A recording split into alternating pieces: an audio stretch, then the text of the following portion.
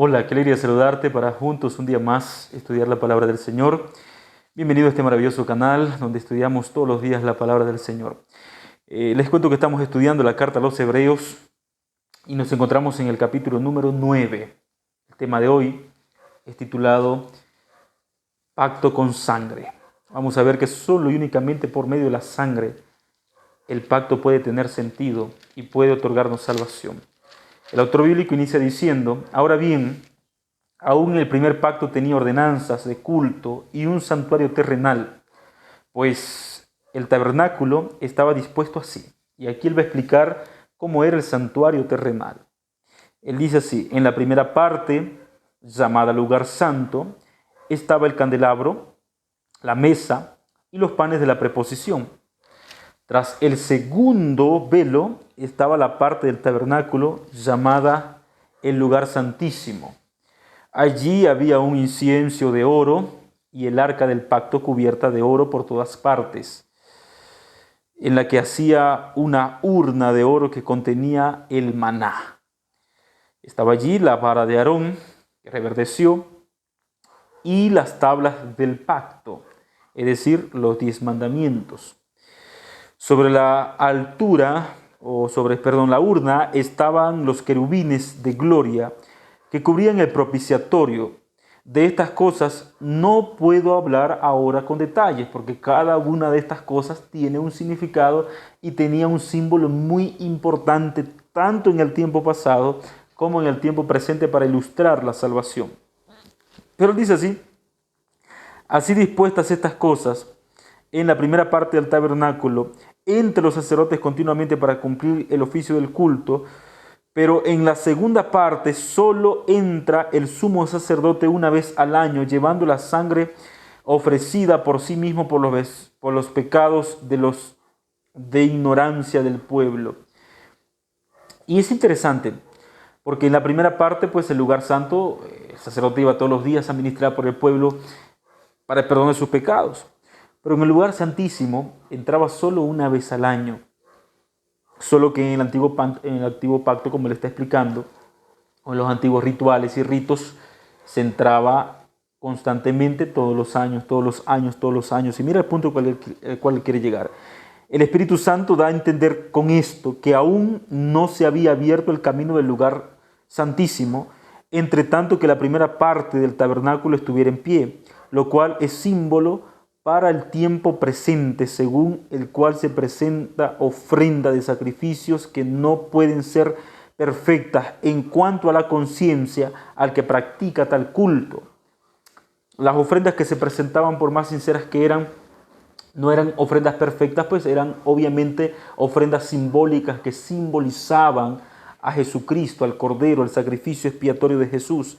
Y el autor bíblico está mencionando que por más esmeradamente que se practicaran estos rituales con toda buena conciencia y toda buena intención, no era suficiente para expiar los pecados, porque solamente el sumo sacerdote, es decir, Jesús, puede expiar los pecados. Y eso es lo que él va a presentar a continuación. Mira acá.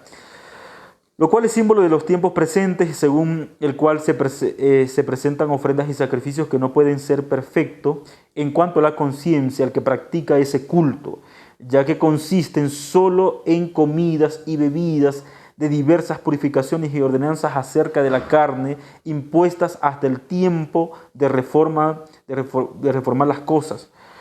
Pero estando ya presente Cristo, sumo sacerdote de los bienes venideros, por el más amplio y más perfecto tabernáculo, no hecho de manos, es decir, no de esta creación, y no por sangre de los machos cabríos ni de los becerros, sino por su propia sangre, entró una vez y para siempre en el lugar santísimo, habiendo obtenido eterna redención. Es decir, mientras que el sacerdote entraba muchas veces, si el sacerdote vivía 70 años ministrando, tenía que entrar los 70 años ministrando para el perdón de los pecados. Y no era suficiente. Pero Jesucristo entró una vez y esa vez le constó para siempre, para redimir y alcanzar el hombre y perdonar sus pecados. Pero escucha bien, atento acá, mira lo que dice el texto bíblico.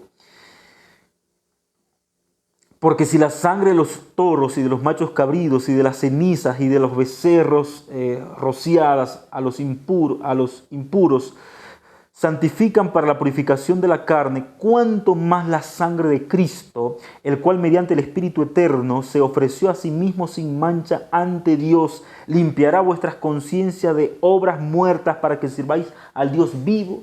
Y en esta pregunta retórica el autor bíblico entonces nos explica el texto, dándonos a entender de que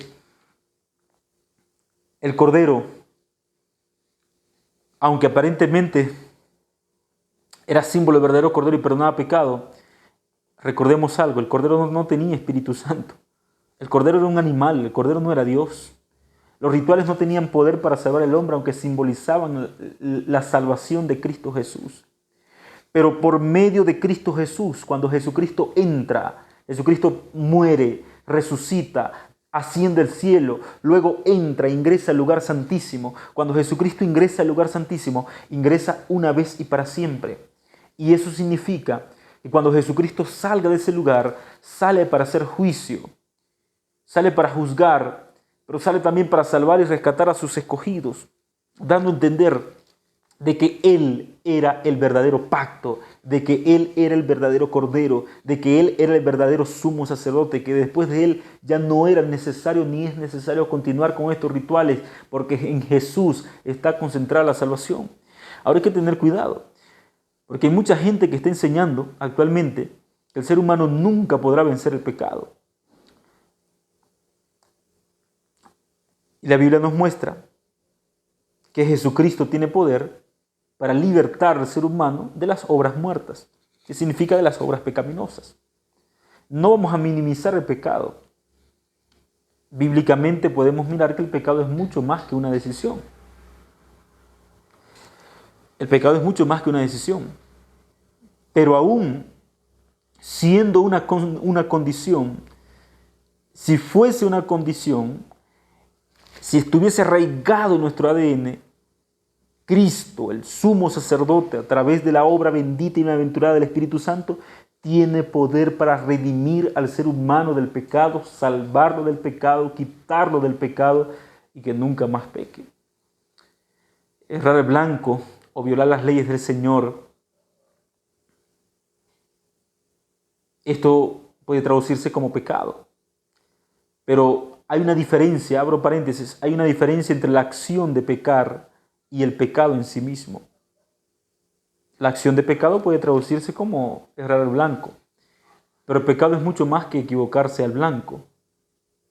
Si una persona naciera en este mundo, coloco una breve ilustración, y nunca pecara, desde sus 0 meses hasta sus 90 años y finalmente fallece, nunca mintió, nunca engañó, siempre guardó los 10 mandamientos de la ley de Dios y se mantuvo desde la perspectiva de la ley 100% santo, ese ser humano, y no aceptó la sangre del Cordero y la sangre de Cristo, igual se perderá.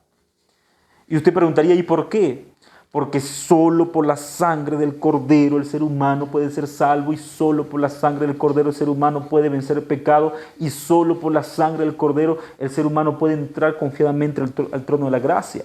El texto bíblico dice así: por eso Cristo es mediador de un nuevo pacto, para que interviniendo muerte para la remisión de los pecados cometidos bajo el primer pacto, los llamados reciban la promesa de la herencia eterna. Pues donde hay testamento es necesario que conste la muerte del testador, porque el testamento con la muerte se confirma, pues no es válido entre tanto que el testador vive. Por eso en el antiguo pacto no tuvo ninguna validez, o no tenía ninguna validez, si no fuese únicamente por la muerte de Cristo Jesús. Porque es bueno que el autor bíblico explique esto, porque hasta el día de hoy mucha gente judía, hebrea, quedó esperando el primer pacto, y se quedaron en el primer pacto y no pasaron al segundo pacto, no aceptaron a Jesús. Por el contrario, crucificaron a Jesús.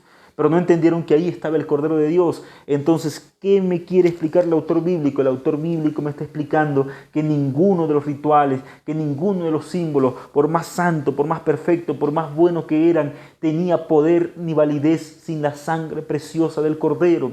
Es por la sangre del Cordero que el ser humano es perdonado. Es por la sangre del Cordero que el ser humano vence el pecado. Es por la sangre del Cordero que el ser humano ingresará al reino de los cielos. Y es por la sangre del Cordero que el ser humano será salvo y será glorificado. De donde ni aún el primer pacto fue instituido sin sangre. Aún este pacto era sangre. Cuando Moisés instituye el primer pacto, pues lo instituye con sangre. El texto dice, porque habiendo anunciado Moisés todos los mandamientos de la ley ante todo el pueblo, tomó la sangre de los becerros y de los machos cabríos con agua, lana, escarlata e hisopo y roció el mismo libro y también a todo el pueblo diciendo, esta es la sangre del pacto que Dios os ha mandado. Es decir, aún el primer pacto era con sangre. Yo lo mencioné en el video anterior. No hay pacto sin sangre. Es más, la Escritura hace mención de que la ley le llama pacto a la ley, pero en realidad, y espero que la gente que nos escucha también investigue estos temas maravillosos, en realidad el único y verdadero pacto es la muerte del Cordero. ¿Por qué estaba muriendo el Cordero? Para poder cumplir esta ley. Porque se había invalidado esta ley. Y como el Cordero no puede anular esta ley, porque esta ley es perfecta, porque representa al mismo Dios y el carácter de Dios, entonces el Cordero con sangre, solo por sangre, vierte su vida en la cruz y derrama sangre por el pecador. No hay pacto sin sangre. El pacto es igual a sangre. Solo la sangre consumó el pacto. Solo la sangre cumplió el pacto. Y solo la sangre nos ayudará a vivir en ese pacto sin apartarnos de derecha ni izquierda. El texto bíblico continúa diciendo, además de esto, roció también con la sangre el tabernáculo y todos los vasos del ministerio. Y según la ley, casi todo es purificado según la sangre. Según la Torá, en otras palabras, todo es purificado según la sangre, a través de la sangre. No hay remisión de pecados sin la sangre.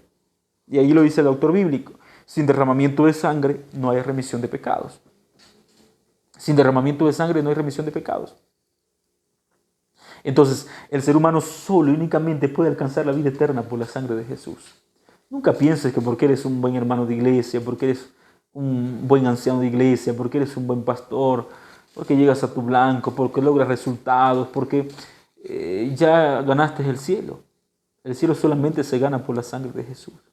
Nunca pienses que solo por guardar los mandamientos, por ser correcto, que de hecho hay que guardarlo, hay de aquel que no lo guarde. Pero nunca pienses que solo por eso el ser humano puede alcanzar la salvación. La salvación se alcanza solo por la sangre.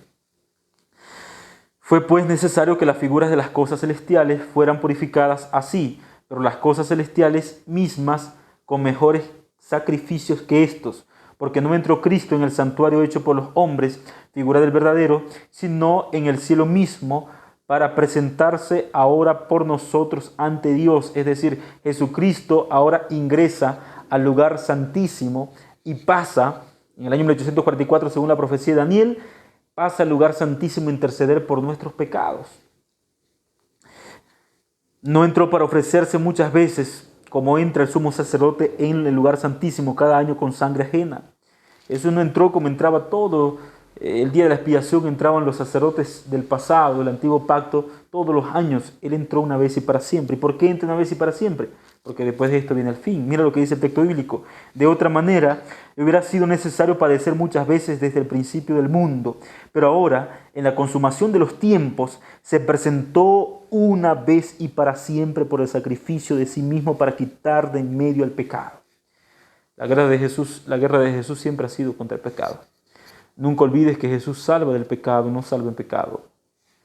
Y Jesús apareció para deshacer el pecado. Predicar que el ser humano nunca podrá vivir sin pecar es predicar que la gracia y la sangre de Cristo no funciona y que el pacto no sirve. Mucho cuidado con eso. La Biblia da evidencia bíblica de que hubieron hombres que por la gracia y la justicia de Dios se santificaron para no pecar. Ahí está Lot, ahí está Elías, Ahí está el mismo Moisés. Se santificó al tal punto que se convirtió en el hombre más manso de la tierra. Y por ende está en el reino de los cielos, por la sangre del Cordero, no por sus obras, no por sus hechos. Pero esa sangre los alcanzó a tal punto que mudó su carácter, cambió su carácter. Y de la manera que estaba establecido para los hombres que mueran una sola vez y después de esto el juicio. Bueno, Jesucristo entró al lugar santísimo, murió en la cruz por nosotros, derramó su sangre, resucitó, entró al lugar santísimo y de allí pues viene por segunda vez para hacer juicio. Mira lo que dice allí el texto bíblico. Así también Cristo fue ofrecido una sola vez para llevar los pecados de muchos y aparecerá por segunda vez sin relación con el pecado para salvar a los que lo esperan. Que Jesucristo nos ayude para que podamos ser coparticipantes de esa salvación y podamos ser salvos por la sangre bendita del Cordero. Solo en Jesús, solo en su sangre, solo en Él el ser humano puede encontrar paz, puede ser libre del peso del pecado, de la culpa, de la ansiedad, de los problemas de la vida, para encontrar refugio en un Dios que sana, salva y transforma. Nunca te olvides que Jesús no solo salva, Jesús también transforma al ser humano. Vamos a orar. Gracias te damos, querido Jesús, por la oportunidad de salvación. Gracias porque la sangre de Cristo todos podemos ser salvos. Danos un día bendecido, oramos en el nombre de Jesús. Amén. Te envío un grande abrazo. Si esta palabra te hizo bien, ayúdanos a compartir para que más personas conozcan de Cristo Jesús.